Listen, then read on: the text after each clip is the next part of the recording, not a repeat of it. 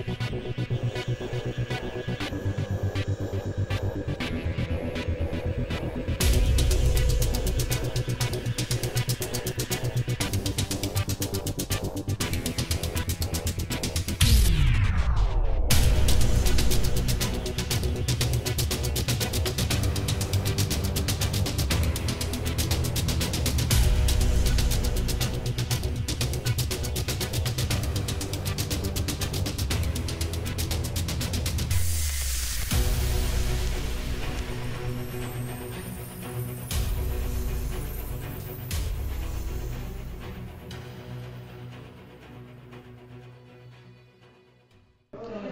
everyone, and welcome to another DeathClock Dave Battle Report recap. This evening we had some new blood on the stream in terms of faction. We had Chris Birch playing Circle for the first time to get some Circle represented on the cast, and we had myself playing Convergence. So the scenario that we're playing this evening is Scenario 2, which is Standoff. I won the role, and I decided to go first because I wanted to be in a commanding position on the board. So guys, if you like the content that we're creating, please be sure to hit like on that video, subscribe to the channel. You can also find me on Facebook, DeathClock Dave, and you can also email me, deathclockdave@gmail.com. We also regularly monitor the Facebook comments and the YouTube comments, so feel free to drop us a line if you have any questions there. So Scenario 2 Standoff, we have two rectangular zones, horizontally oriented, that can be controlled by Warcasters, Warlocks, Warjacks, Warbeasts, two circular zones, which are Warcasters, Warlocks units, and then two objectives, and we each chose the healing objective. So, Chris, what was your pairing tonight? My pairing was a Kromac2 and Tanith pairing. Okay. And why did you take that pairing?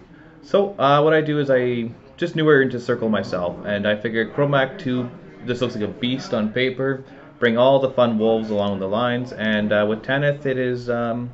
I just like the way she plays, to be honest. You had a lot of dudes in that list, too, if I recall. And they shoot a lot. Yes, so there was double Reeves, and using one of her spells, I can do an auto-pointed damage every time I fail. And are they rate of fire, too? They and there's are. 10 units, or 10 dudes. Oh, no, 10 dudes plus the plus UA. 2? Yeah, so there's a lot of dudes. Plus 2 solos that also do it, so I could down a Colossal in one turn. Nice. And what was the theme that you were playing Kromac in? Kromac was Call of the Wild. Okay, and what does that give you?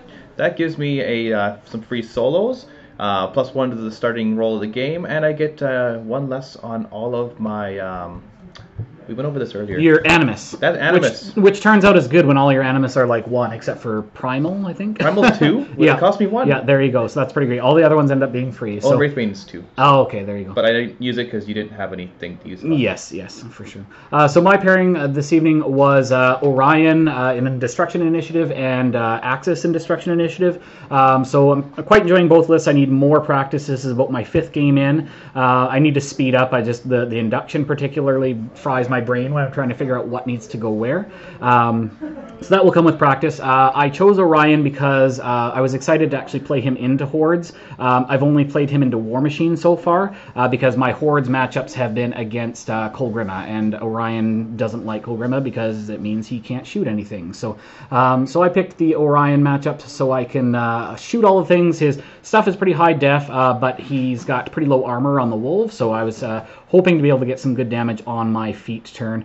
Axis would have potentially been good too, but his threat ranges are pretty far, and the Teps, I was worried about protecting them with how far he could send his beasts. He has the 2 Hunter's Marks from the Druids as well. So my first turn, I deployed basically everything in a line. I wanted to try to keep most of the jacks as centrally as possible. I wanted to keep the Cypher central to try to get some flares off, and I wanted to just make sure all of the jacks were as close together as possible in terms of making sure I could induct the focus.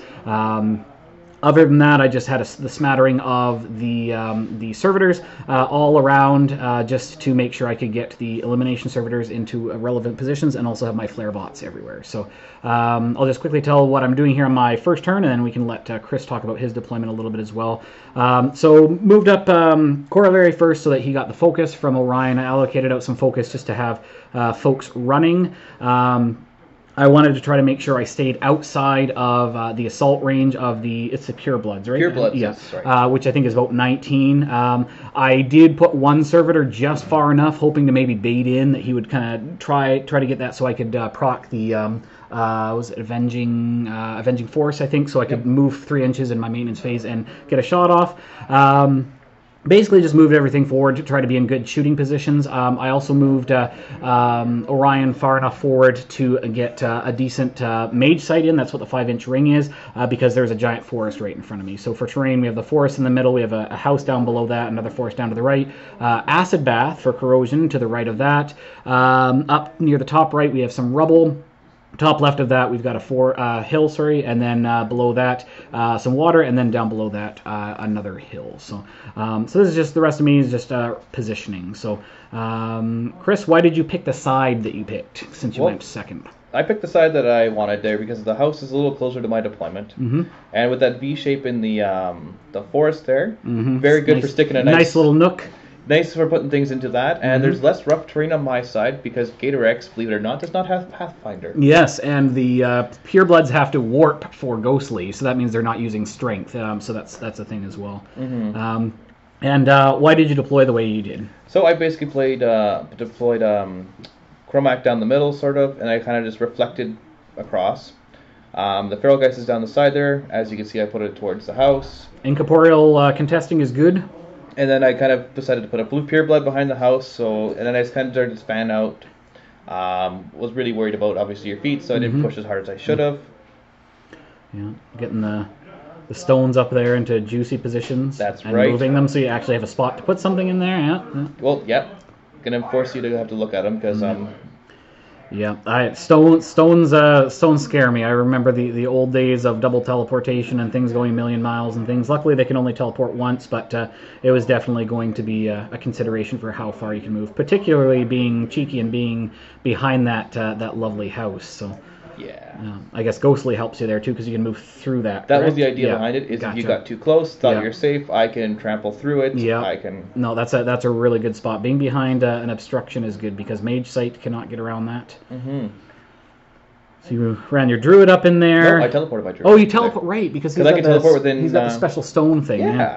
Yeah, he can go really far with that too, he can he? Yeah. But he can't do his thing afterwards. Right, so it's better just to do positioning. It's defensive, right? Right, gotcha. Or if I need to go to the other side of the board really quickly. Yeah. So in this matchup, we've got the 2 round zones, which can be scored by units and Warcasters, Warlocks. So I have 1 unit on my board, so that's the unit of mechanics in the very back, and Chris has 2 units of the stones. So they're in those respective zones, so they can be in a position to potentially start scoring. So yeah. That's your what's that guy called? The Stalker. The Stalker. Okay, so running the Stalker up onto the hill. What have you got on him? Oh, you've got Prowl or something on him, right? Because I have to do something with him. So I run my other Stalker up really far, trying to see if I can bait you after him. Unfortunately, you did take it, and that was...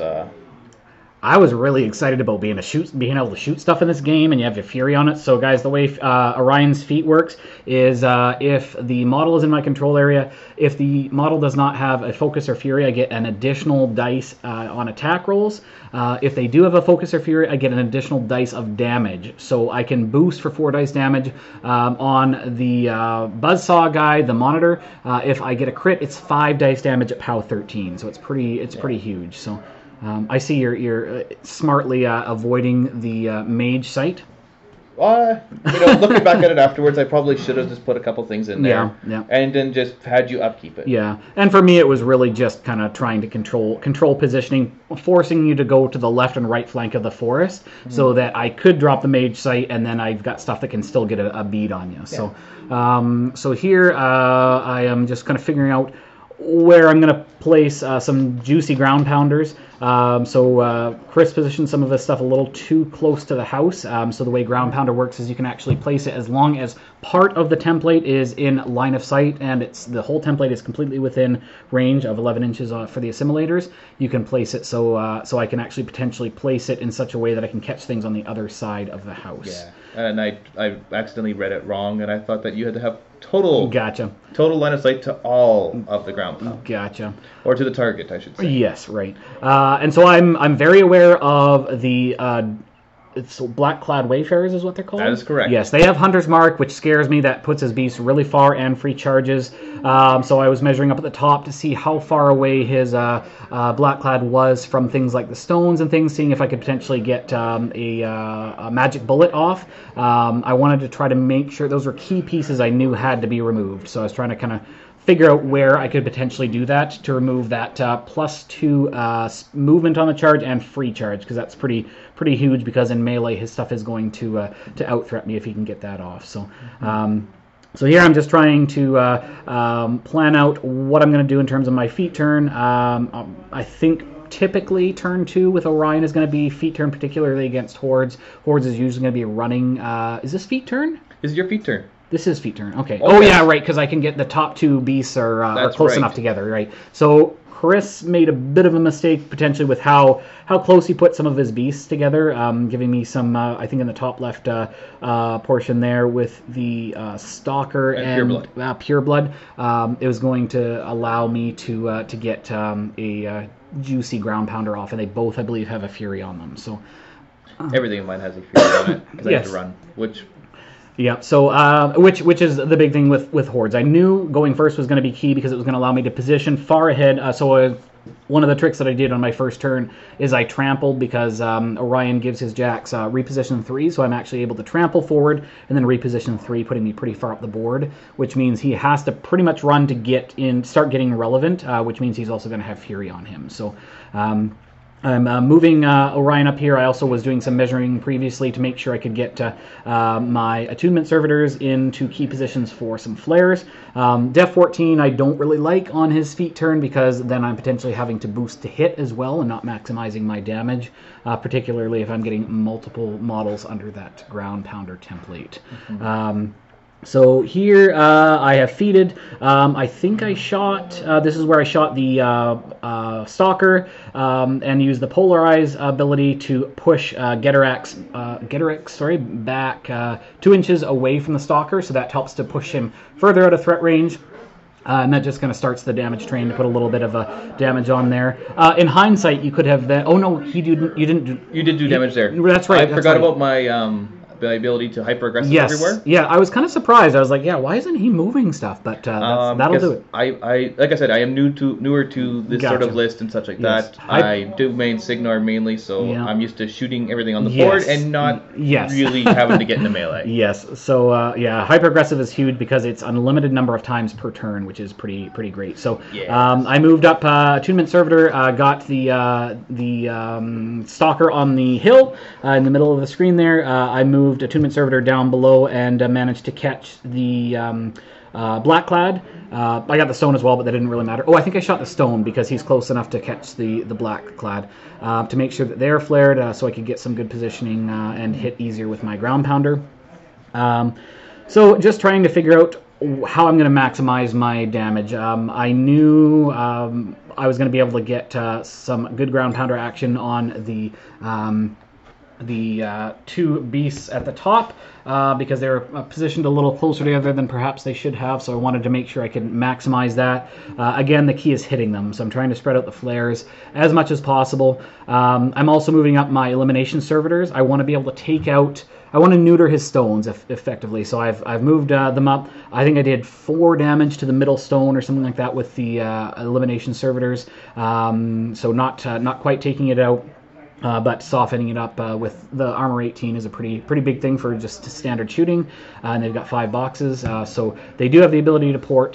The top Pureblood was in port range, so I was a little worried about that. So this is me just figuring out where I'm going to put the ground pounder. I think I confirmed that I got the stone and the 2 beasts.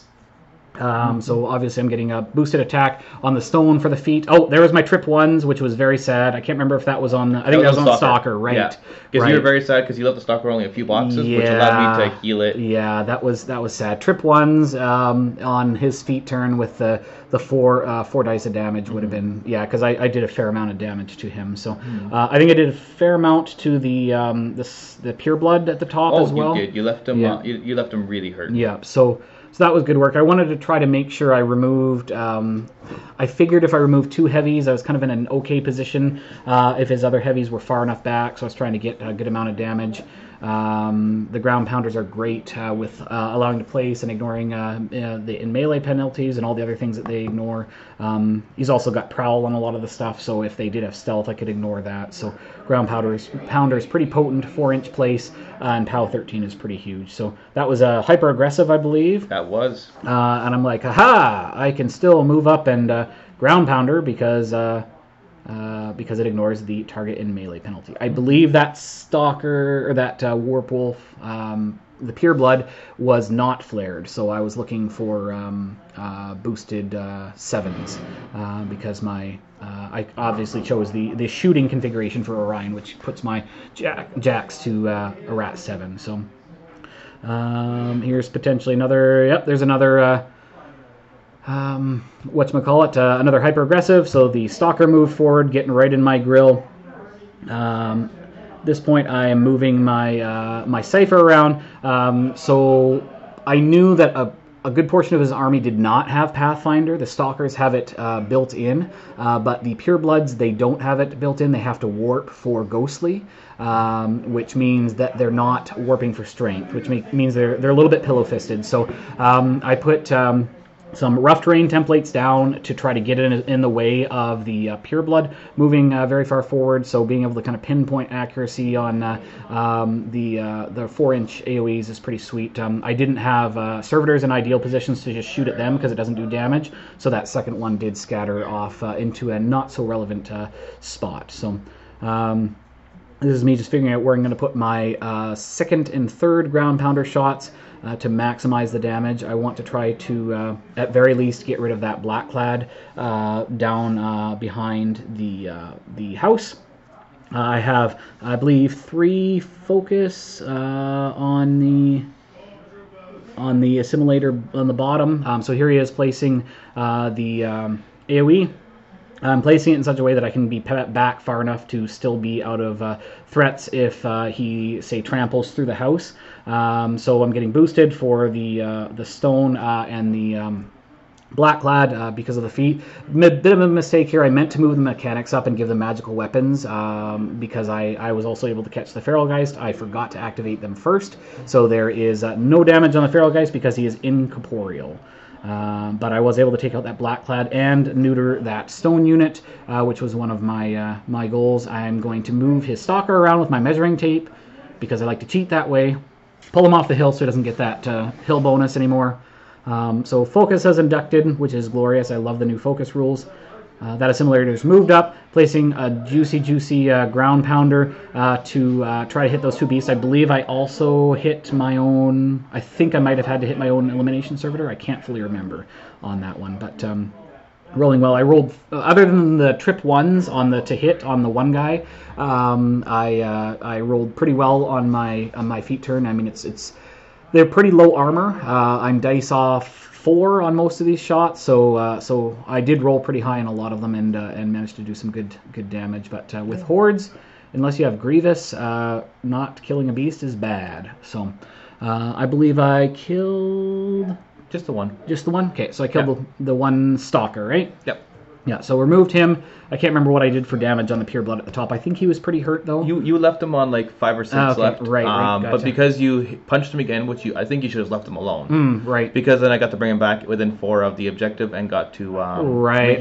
Heal. Yeah, right. Otherwise, I would have to spend it off Kromac. Right, gotcha.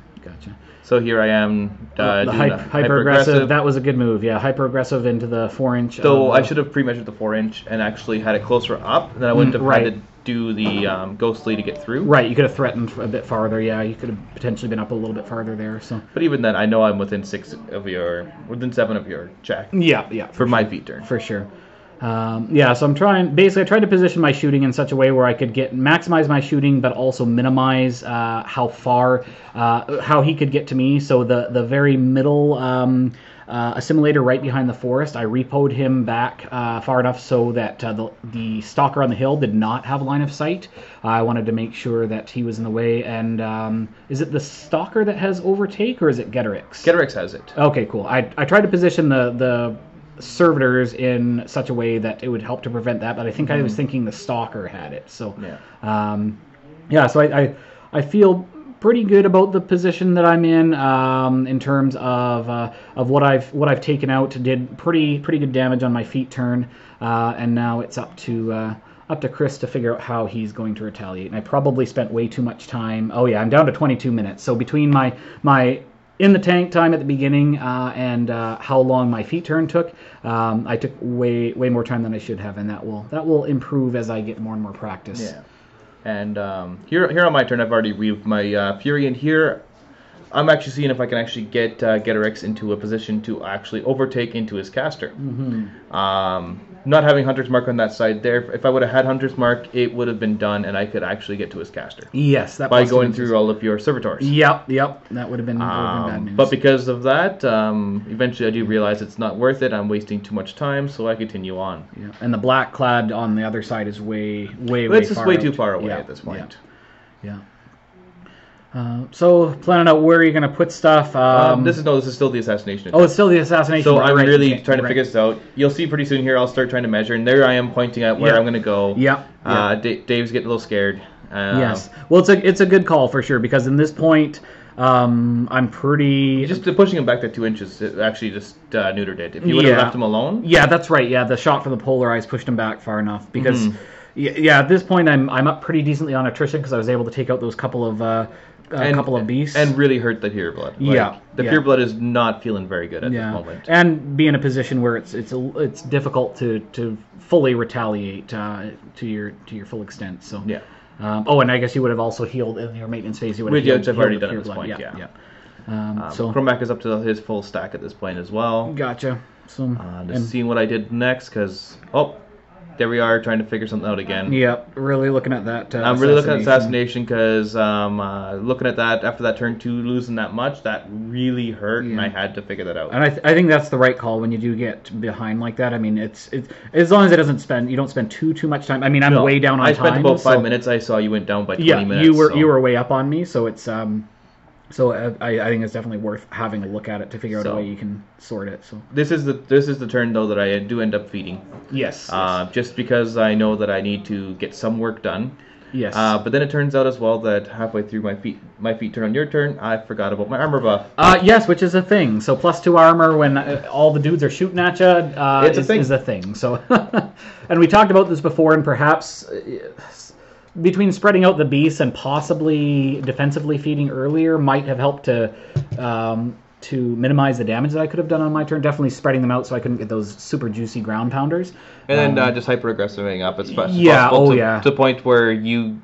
Hyper-aggressive terrified me because I knew you're going to get so far up the board because it's unlimited amount of time per turn, and it's a full advance, right? Yeah. So you're moving 6 inches, which is huge. Here Kromac does his feet, and here I am starting to decide as what do I want to do, whether I want to put the stalker into that, kill everything within there, and then lightning back, or what I was going to do at this point. Yeah. So I think you did a couple of primal shocks. I did to start clearing lanes. Yeah. Just a couple of primal shocks because why not? I'm going to go run my beast heavy this turn, so I need to make room instead of dumping fury. Yeah.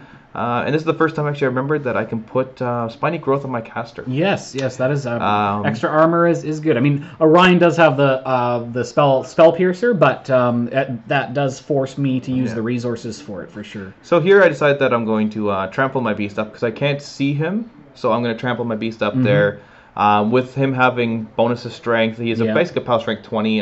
That's pretty brutal. My Jack is def 11 and I'm armor 18, so you're effectively dice +2, I believe. It was dice +2, and my mat was effectively I think it was an 8. Yeah, it was something ridiculous. There was one time when I was like, no, that was later on where I'm like, you rolled a 3, did you? Oh, never mind. Never mind. It's I'm mat 8 and you are defense 11. It's it's pretty crazy. So the stalker gets some good work done. I can't remember. I don't think did you take out this Jack this turn? I don't remember actually. I think I might have taken it just down at the very. There we go. We did take it down, and then I used my free animus. For the lightning, my theme and strike, backed out of the forest. That's a good move. Being able to yo-yo in and out and be behind the forest out of line of sight is good. So that's one assimilator down for me. So. What was I checking out here again? Because I was going to go over there, and because I realized that the black lad was way too out of position, but he can go kill some of those servitors. Yes, he's got a sweet spray. Sprays are good, and the servitors are only def 12. So yeah, apparently I didn't go for it yet, but I measured it. Yeah, that's coming. It's good to plan out. So here's one of my biggest mistakes actually in this game. I didn't push enough far forward and measure properly. I could have been in the zone and stopped him from a point of scoring. Yes, yeah. So you did the ghostly enemy? I did. Okay, cool. Because I can't go through a forest otherwise. Gotcha. So you're swinging at the... so here I am. I've primaled as well as walked up. Which puts you... and you're...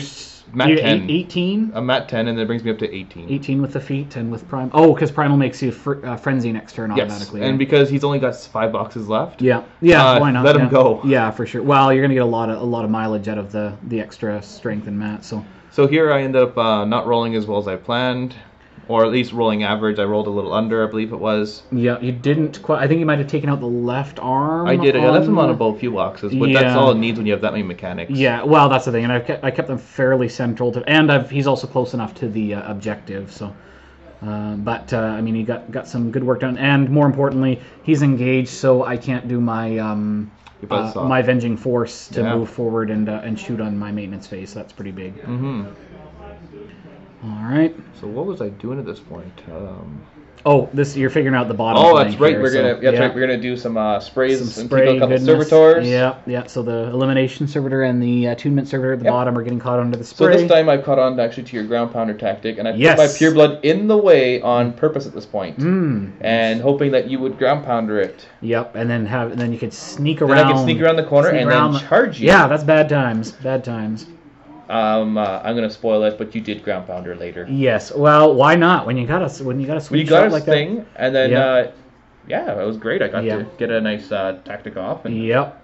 That was hyper aggressive is big for sure. So now you're up at the top doing your. Yep, I'm doing my spray with the black cloud. Spray good. Oh no, there goes your stones. Oh, and then he's moving up, then spraying things. So I probably positioned my servitors in such a way that I was giving too many away. You gave me a nice straight line. Yes, I liked it. Yeah, and I also made the mistake of I had so many servitors. This is turn 2, so this is a scoring turn. I needed to run a single servitor just into his rectangular zone, which was definitely a mistake on my part because that would have prevented him from scoring. I mean, because of his mistake of not putting the pure blood a millimeter forward, I also score, but that would have allowed me to be up 1 in score. So here we are. I think you're taking out the pure blood. Oh, that was the. No, you shot my. You shot the stalker there. Oh, right. Was that the... that was your move and shoot. That was the Avenging Force one, right? Yeah. Right. Gotcha. Move and shoot. Yeah, so I wanted to try to soften that middle stalker up just to make sure I did, in fact, kill him. I knew that the monitor, which is the buzzsaw guy, was going to have to just get rid of the pure blood. The monitor's good at that because he has not crit sustained, he has sustained. So he is going to only be mat 4. But one boost in and you got. Oh yes, that's the thing. And he's POW 17, so it's pretty straight dice. Yeah, so it's pretty good chance of getting. Well, your feed is up this turn, but I think this is where. But this is where I forgot the feed. Yes. So it should be dice -2, but you do enough damage regardless. I can't. Live anyways. Gotcha. So here's that ground pounder we're talking about. I think I also I maybe could have cast the Spell Piercer so I could get rid of that Feral Geist. Because my mechanics weren't close enough to be able to get the. You haven't ground pounded at this point yet. You were thinking. Right. I placed the template just to figure out what was gonna happen there. So. Because your servitor was down by the house there when you actually did it. And I think I got. I think this is a turn where I spent a lot of time in the tank trying to figure out where my focus was going to be and where it was going to go, and it really hurt the brain because I needed to make sure it flowed to the right jacks to make sure I was getting the maximum output, and also the bottom assimilator was a little far down, so I was going to have to make sure I was able to get some focus on him, likely from the corollary. Yeah, and at this point here is when I actually noticed that I actually had a good chance to actually pull the victory. Yeah. Because I'm down to less than 17 minutes at this point because I spent a ton of time. And you haven't done much for attacks. Yeah. I don't even think I've started yet. I think no, you literally have just done your focus manipulation. Yeah. Now you're starting your turn. So moving forward, getting a flare on that the stalker to make sure I was going to be able to hit him with either my shooting or if I got him guy into melee. So as long as I get him within, I think 4 inches, it's guaranteed to have got the flare off. So that's good for positioning. They have Pathfinder, so he's able to tow into that forest for that. At this point, I am going with the... Oh, that's the ground pounder from the top assimilator. So I've caught both your stalker and the pureblood. I wanted to see if I could potentially free up the monitor to give him more of an opportunity to do something. I also left enough focus on Orion to make sure that I was going to be able to get a magic bullet off. I probably should. I really debated leaving 4 on him to get 2 magic bullets, but I went with just three focus for 1 magic bullet. Which in hindsight was a bit of a mistake, but didn't end up being too big of a... I don't think it was very costly, though. So, yeah, I really wanted to get rid of that the black clad, but at that point that flank is he's pretty far well, up, the thing is, that's why I started going after your servitors, because I knew that the other 2 were going to die. And you basically positioned him in that way there to force you to do what you did, and that's just waste time. And that's what I'm really good at. I'm good at getting distracted. I'm good at spending that time, maybe getting a little flustered when I'm getting low on time. So I did the ground pounder. I did, I believe, some... oh, there we go. Did I kill him with the ground pounder, or was that the monitor? Did I melee? I had to melee him. You melee the monitor. Yeah, that's right. So I had to boost for the 4 to make sure I was hitting. And here the corollary is going through the acid bath. Yep. He's corroded, so he'll take the damage the next turn. It's okay, it doesn't last very much longer. Yep. So I moved up my mechanic to repair my monitor a bit because he had been hurt a decent amount by the pureblood. Not so pillow-pisted now, are they? Yeah, and I was trying to keep the mechanics to my right flank as much as possible because I wanted to... there wasn't a ton left in the zone up top, and I wanted to have them in a position so that I could run the full unit toward that zone to score if the opportunity arose. So So it looks like here you've ended your turn. Oh, no. I'm doing... Oh, sorry, no, you killed the beast, and I grieved my fury. Yeah, this is... right, this is Orion casting Magic Bullet, so my Arc Node is up near the top zone, I believe. It is. It's in the top zone, back right corner. Yeah, and so I cast it on an Elimination Servitor because the Elimination Servitor, I think, was in even... It might have been in aiming distance of the stone, but it didn't really matter. Stone's Def 5. All I had to do was hit... They're Def bad. Yeah, the middle stone was also down to just 1. So here we're saying no to Getrix. Yeah. Oh, did I just push him back? No, you didn't. You put your guy back so you wouldn't touch him. Oh, right. Yeah, repositioning back. And now you're shooting my pureblood, which I'm very happy about. Yes. Oh, this is where I moved back so I wasn't going to get charged by Getrix. I shot you. You stepped around the corner. I think I might have even been thinking it was a 3-inch move. And then there you got flustered and didn't do your reposition. I didn't do my reposition, so I was now in range of being charged or trampled by a pureblood. I do have 1 servitor in the way that kind of flubs up the path, but it's I should have repositioned in such a way that I was not having my jack threatened there. So here my elimination servitors are moving up. So I took out the stone. I rolled the magic bullet. I think it was dice off 1 or something. I think I left him on a couple of points. It was 1 point you had left on. Yeah. No, you said you auto-1'd. You did auto-1 damage. Auto-1 to the stone, and then I magic bulleted to your... you left him on like 1 point. Yeah. So and then I tried to shoot him with I think 1 more elimination servitor, but missed. No, so you did 3 damage. You left him on 1 at the end of this turn. Oh, okay, gotcha. And which I used then to... And that was I probably just didn't even need to worry about that. No, because now you're down to 5 minutes, yeah, right? I'm just... And I have 23. Yeah, I'm wasting time at this point. I think we're over to you now. And at this point here, I basically just reaved everything at this point. Yeah. And I'm trying to think of the best way at this point to make as many things for you to deal with. Yep. Moving things in, like right there. I'll just get right to work. Yeah. Yeah, moving the... this was when the stone was out of formation. That's right, so we put it back, which didn't matter to me because I want you to kill my stone at this point. Well, and that's actually a good spot for him because if I kill the front stone, then the back stone is contesting, and he's way in the back. So here we go. We use my black clad that's on 1 health to take out 2 of your solos. Yeah. Spray line is good there. I'm on the hill with him, so he's not getting the elevation bonus. Sprays ignore elevation. Sprays that's the one thing that sprays do not ignore. Oh, that's the right one. I believe. I don't remember. So concealment's what they ignore. They ignore concealment and cover. So here we are. I'm looking around, thinking of what I want to do with Gatorx and such. Because I do want to make some, make him sweat a little bit, because down to 5 minutes, I have to force his clock. Yeah. So here I go, and I cast Looks at Carnage again. Some Spiny Growth, probably. Oh, is this the super fast turn? This is the super fast that nobody knew actually happened? It's on tape, guys. It happened. So right there, it did happen. Yep. Because you're pointing at it now. Yep. When did this happen, you said? Yeah. Oh, I literally just did this. Yep.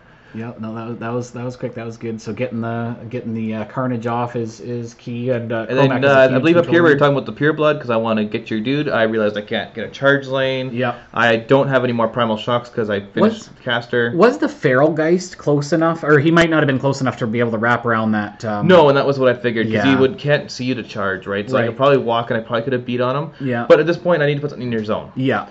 So I'm not going to put Gatorix in the zone, because that's a bad idea. Yeah, well, he wants to. Well, mind you, thinking about it now, it was actually not a bad idea. It's, well, especially when I left my assimilator in a spot where you could just, I think you had to trample, because... So here's the trample we're doing, but then we figured out, this is when we got rid of the Servitor. Yeah. And then, because I chose Strength and not,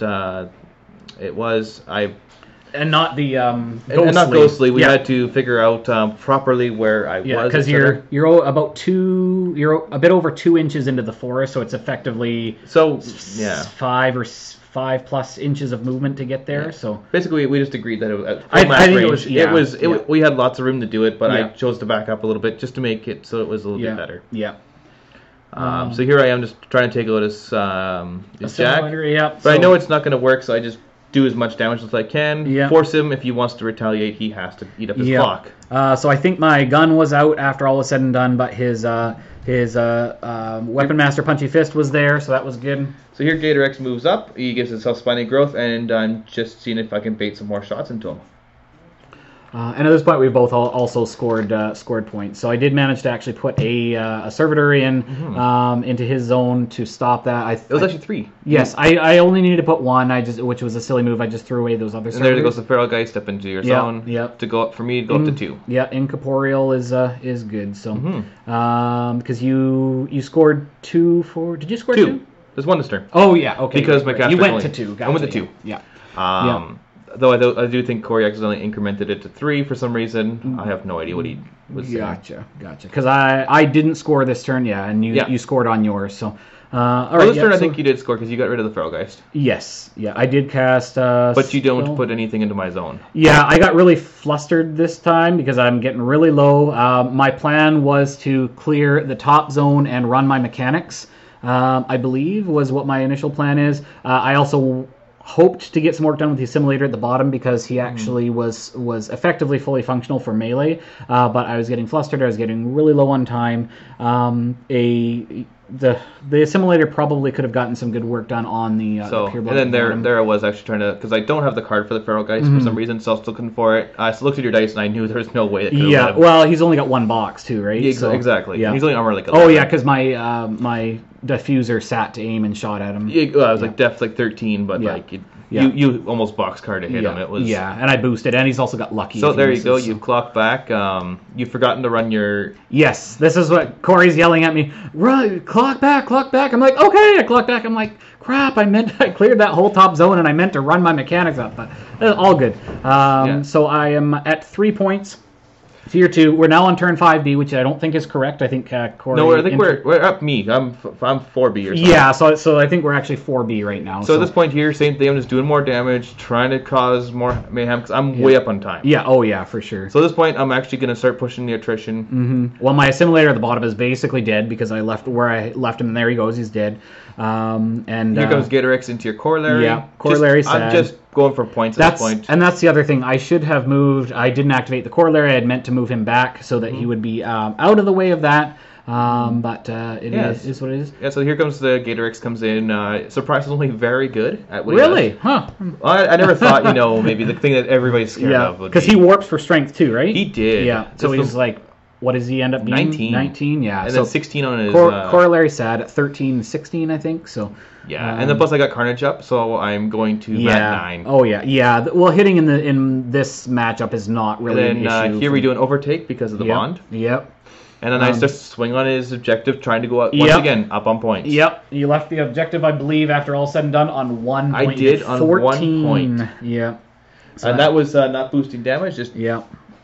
Yeah, so that's going to be... you're going to... So I think here I just give it back to you, and I say, you got a minute to see what you do. Yeah, and you go up to, what is it, you go up to 4 on this? Or no? 3. 3, okay. I was hoping to go to 4. Right, because you got... the bottom zone and your own zone? Yes. Okay. No, just my own zone in the bottom one. Okay. Yeah, I can't score the bottom. Oh, sorry, can I... Oh, sorry, I did go that one there, too. Yeah. I forgot about that. So it should be at 4 at this point. Yeah, exactly, because you would have scored 2 that. I was hoping to go to 5. Yeah. I think it was 4-4 at the end of this or something. No, because you didn't score at this point, because my Gittert stays alive. Oh, okay. But you put it one down the top. I scored in this zone. Yeah. The top But zone. you didn't put nothing in mine, so I actually go to 5-3 at the end of this game, I think it was. Okay. Because I didn't have any... Oh, I put a servitor in the circular zone. Mm-hmm. To stop that scoring. Oh, but I meant to put the monitor was meant to trample forward and be in your zone. But again, flustered. I'm at 15 seconds left right now, which there's no... As per the current rules, you have to have at least 15 seconds. So we've just clocked back over because the game's over at this point. Yeah. Ends at... this will be turn 5A. And it's we end at 4-4. So... well, I end up scoring again because it ended the turn. What I should have done is I should have went down, and I actually could have went to. I should have went with my time remaining. Had it been an actual tournament, I would have gone for the objective. Yeah. Scored the 2 zones, and then I would have went up from. Well, I figured it was 5. I'd go up to 8, and I would almost win on scenario. Yeah, because you could have scored your own zone, the bottom circular zone, and gotten the objective. So yeah. So for a swing of 3. Yeah. So you would have been at 8-4. So yeah. So 8-4. So I would almost won on scenario. Yeah. So that's was surprising. Yeah, it's pretty. Well, I was down to so few models, and it really came down to. Well, I just didn't think I was coming back from it until. Yeah, and I think I was up far enough on the attrition. I really should have just pushed. I should have just been faster. That's really what it all comes down to. For the most part, I liked where my placement was for things. It was just the